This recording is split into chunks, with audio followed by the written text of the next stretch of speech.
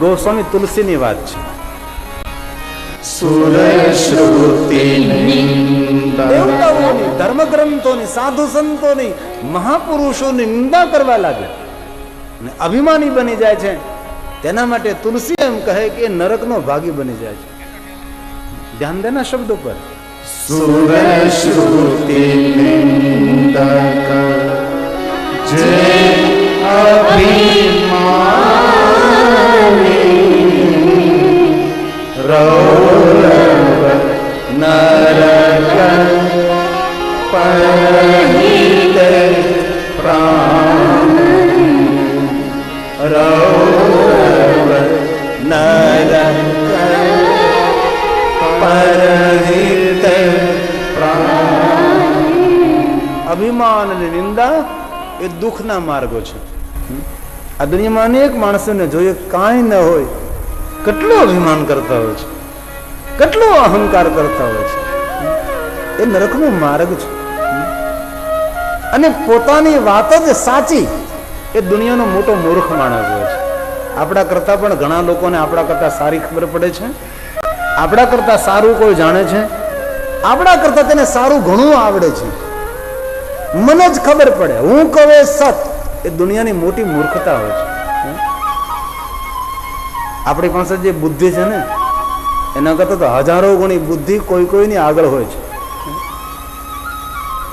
પણ અભિમાન માણસને દેખવા ન દે. અભિમાની માણસને અંધ કહ્યો છે. અભિમાની બનીને જે હવની નિંદા કરે, સૌના છિદ્રો ખોલે છે, એના માટે તુલસીએ જવાબ આપી દીધો કે એ નરકનો ભાગી થાય છે, એ દુઃખનો ભાગી થાય છે. આ દુનિયામાં ભગવાન કોઈને દુઃખ આપતા જ નથી. ભાઈ, ભગવાનને કેવો સમય છે કે દુઃખના પોટલા આપણા પર મૂકે? પણ આપણું અભિમાન, આપણો અહંકાર, આપણી કોટે નિંદા કરવાની આદત, બીજાનું ગંદુ બોલવાની આદત, બીજાનું ખરાબ બોલવાની આદત માણસને દુઃખી કરે છે, માણસને દુઃખી કરી દે છે. ડાયા માણસો કોઈની નિંદા ન કરે, ડાયા માણસો કોઈના છિદ્રો ન ખોલે, ડાયો માણસ નમ્ર બનીને રહે, વિનમ્ર બનીને રહે. આ સજ્જન અને ડાયા માણસોનું શ્રેષ્ઠ લક્ષણ છે. વિષ્ણુ ભગવાનના મુખેથી પ્રશંસા સાંભળતા નારદના અભિમાનમાં, નારદના અહંકારમાં વૃદ્ધિ થાય છે. વિષ્ણુ ભગવાન નારદનું અભિમાન જોઈ અને મહાદેવને યાદ કરવા લાગે છે. બીજાની ભૂલ જોઈને પોતાની ભૂલને સુધારી લે છે. એને સમજદાર માણસ કહેવાય છે. અહંકાર કરે છે નારદ અને સ્તુતિ ભગવાન વિષ્ણુ કરે છે.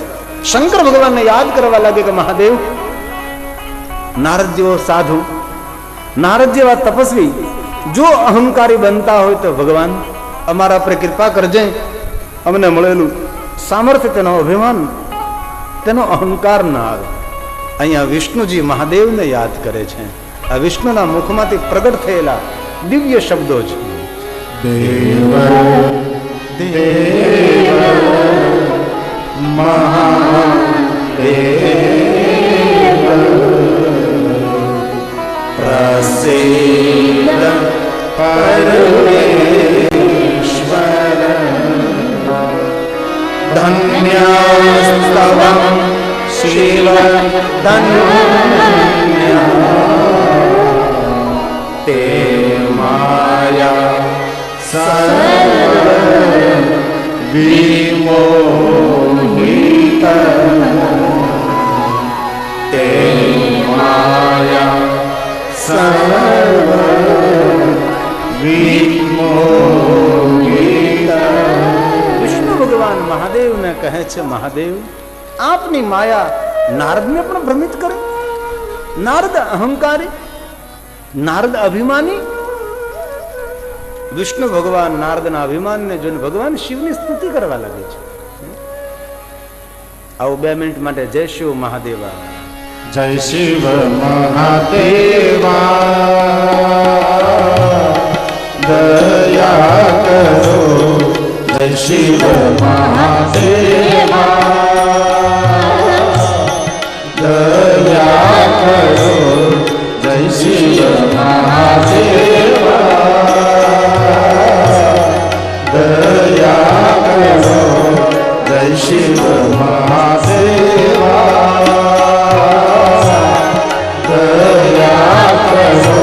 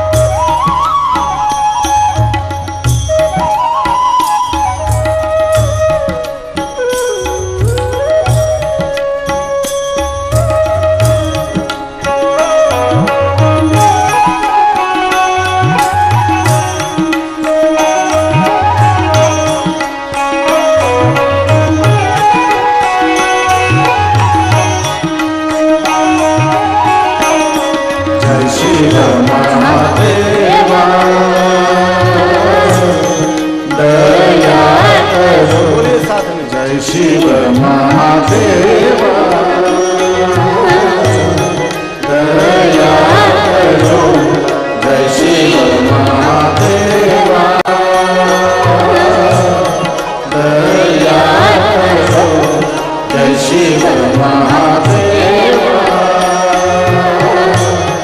दया करो नमः शिवाय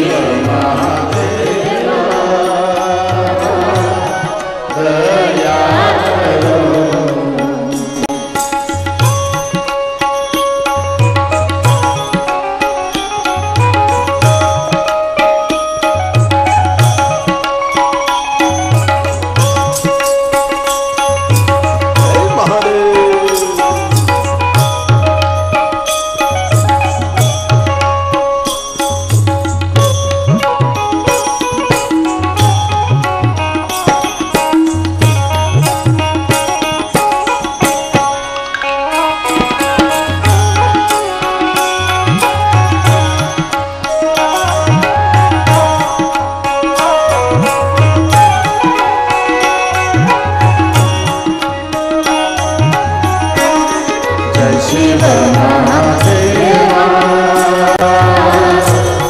દયા કરો જય શિવ મહાદેવા દયા કરો જય શિવ મહાદેવા દયા કરો જય શિવ મહાદેવા દયા કરો નમઃ શિવાય નમઃ શિવાય નમઃ શિવાય નમઃ શિવાય નમઃ શિવાય નમઃ શિવાય જય જય શિવ મહાદેવા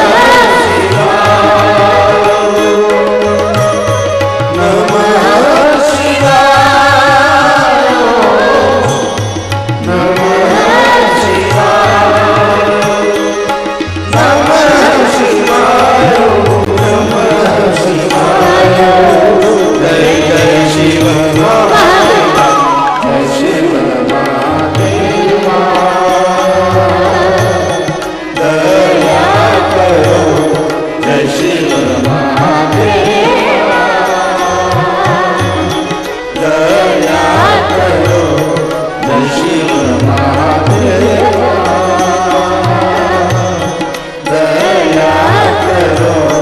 જય શિવ મહાદેવા દયા કરો જય શિવ મહાદેવા દયા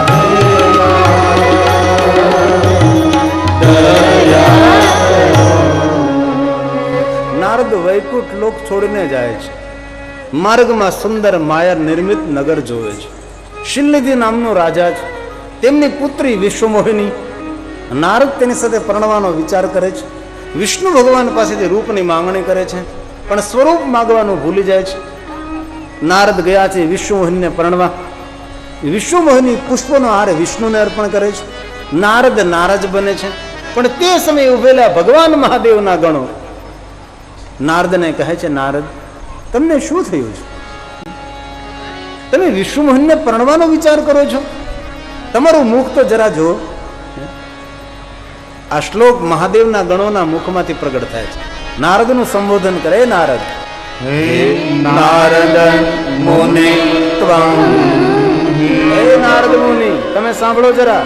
વૃથા મદન મોહિતં તલ્લે પશુ મુખં પશ્ય વાનરસ્ય ગર્હિતા.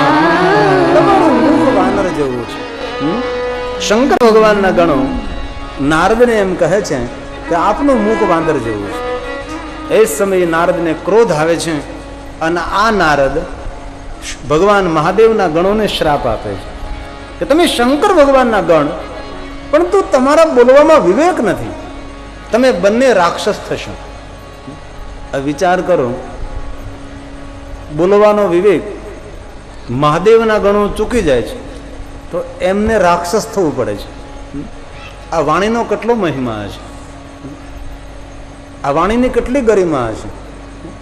જે કાંઈ દુનિયા છે નાદ આધારિત છે.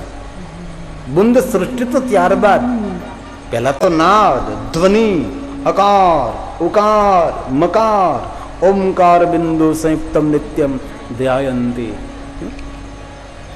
ભગવાન મહાદેવના ગણોએ નારદના શબ્દોને સ્વીકારી લીધા છે.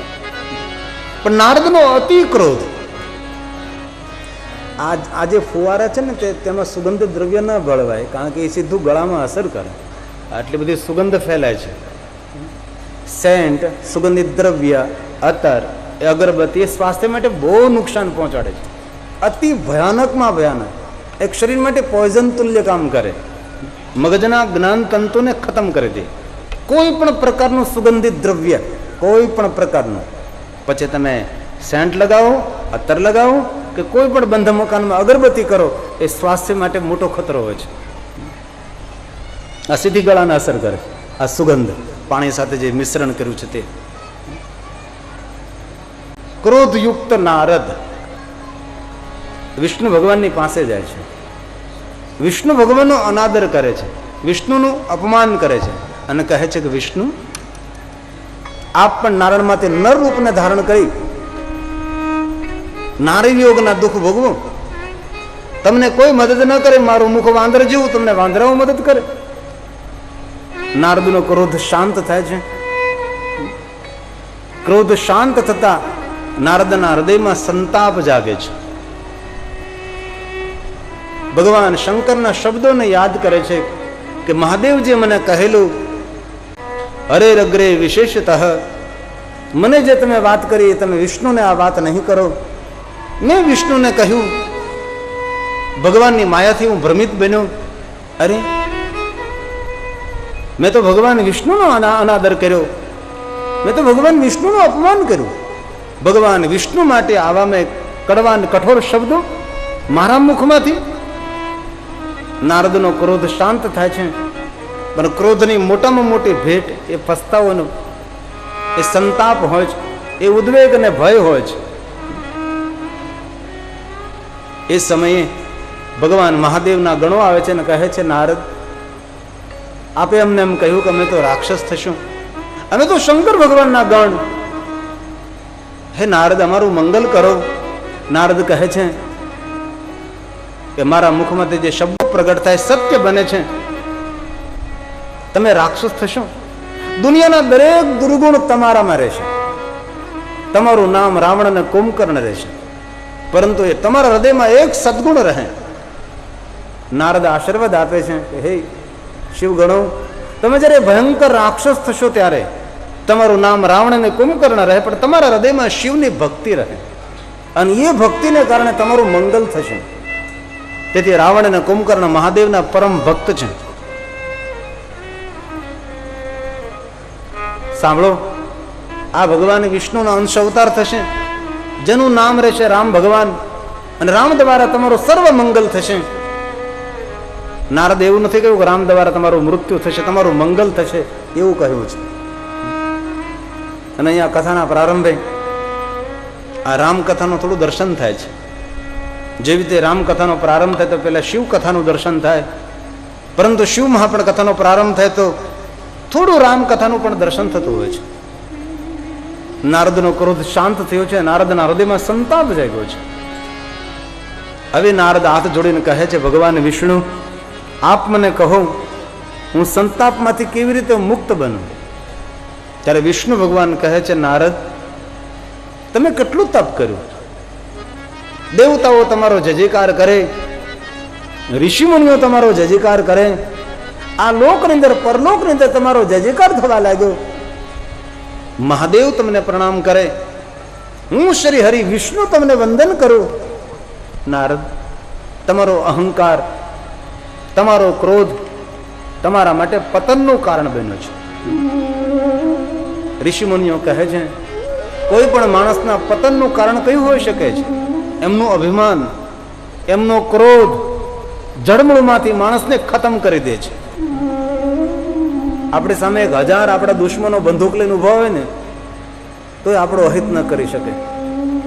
જે આપણો ક્રોધ અને આપણું અભિમાન જે આપણું જડમૂળમાંથી ખરાબ કરી શકે છે. અહીં વિષ્ણુ ભગવાન બહુ સરસ બોલે છે.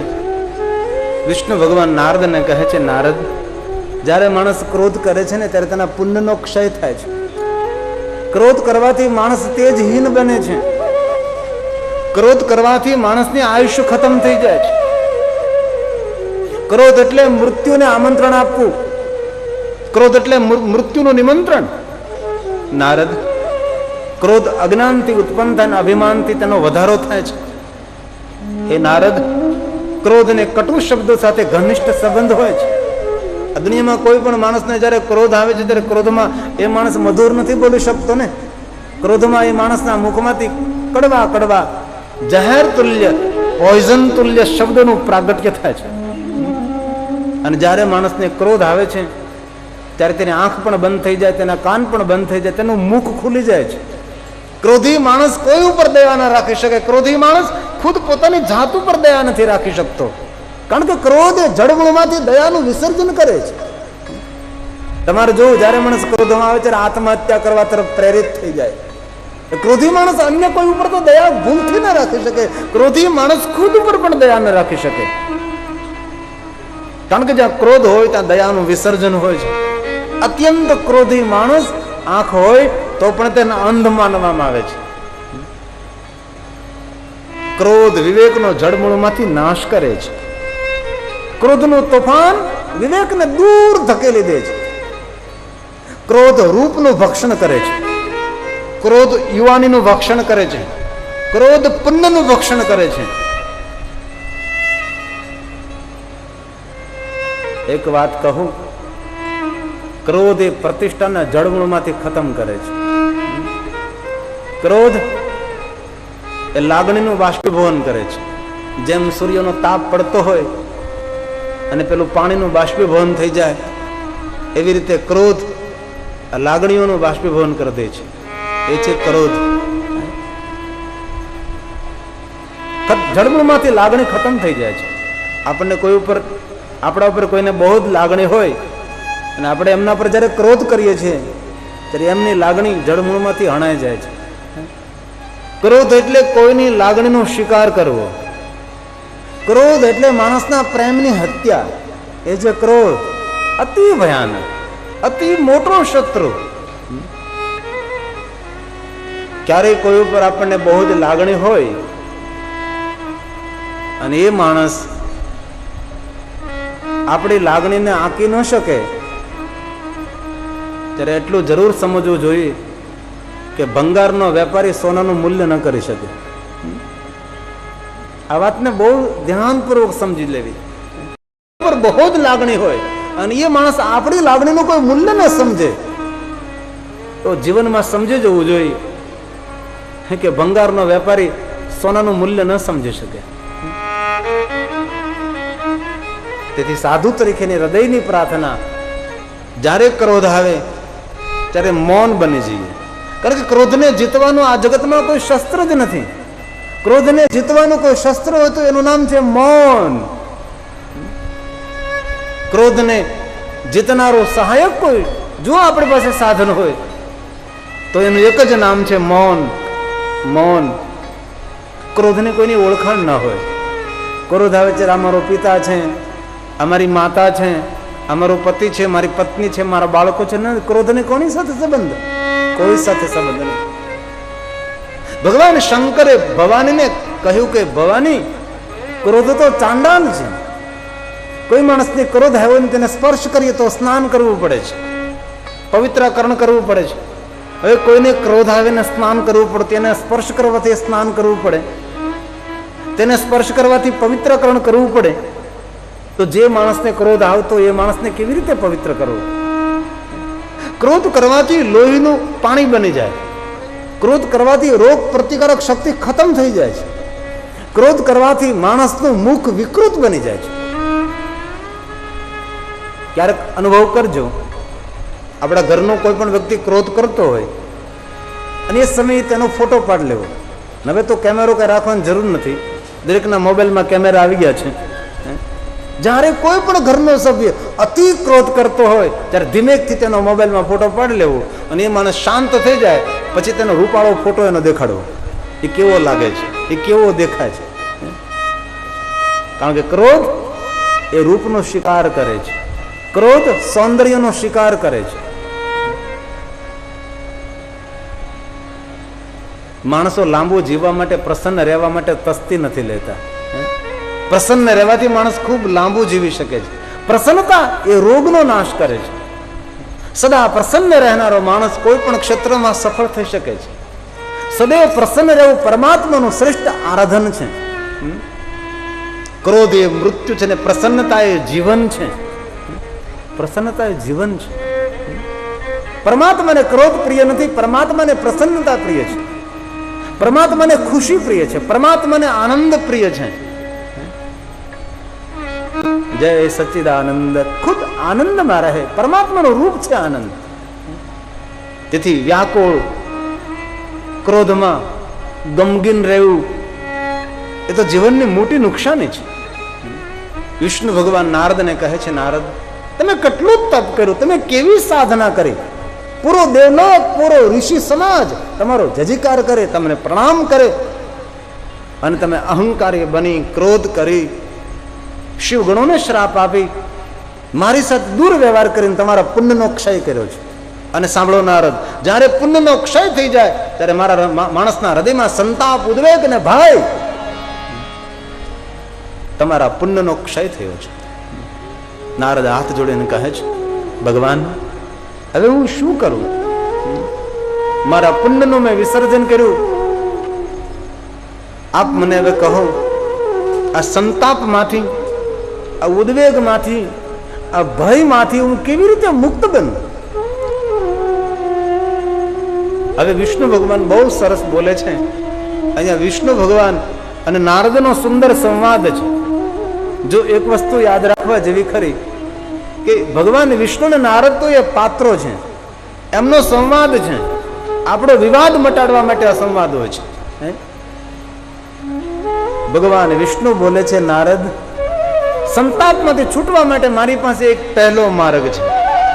તાપ અને સંતાપમાંથી જો મુક્ત થવું હોય, ઉદ્વેગમાંથી મુક્તિ મેળવી હોય, શાંતિ તરફ ગતિ કરવી હોય અને શાંતિને પ્રાપ્ત કરવી હોય તો મારી પાસે પહેલી વાત એક યાદ રાખો નારદ, યાદ રાખો, સમજો ને સ્વીકારો નારદ. આ શ્લોક વિષ્ણુ ભગવાનના મુખમાંથી પ્રગટ થાય છે. સર્વં શ્રુતિ શ્રુતં શૈવં મંત્ર જપ વિષ્ણુ ભગવાન બોલ્યા છે. વિષ્ણુ ભગવાન નારદને કહે છે, નારદ જે મંત્રનો મહિમા દેવ ગાય, વેદ ગાય, પુરાણ ગાય, જે મંત્ર શંકર ભગવાનનો મંત્ર છે, જે મંત્રના અક્ષરો 6 રહેલા છે, એ મંત્રનો જાપ કરો. જે આદિ મંત્ર છે, મૂળ મંત્ર છે, મહામંત્ર છે, શ્રેષ્ઠ મંત્ર છે, સર્વોપરી મંત્ર છે, એ મંત્રનો જાપ કરો નારદ તમે. આ વિષ્ણુ ભગવાન કહે છે, સર્વ શ્રુતિ શ્રુતમ શૈવમ,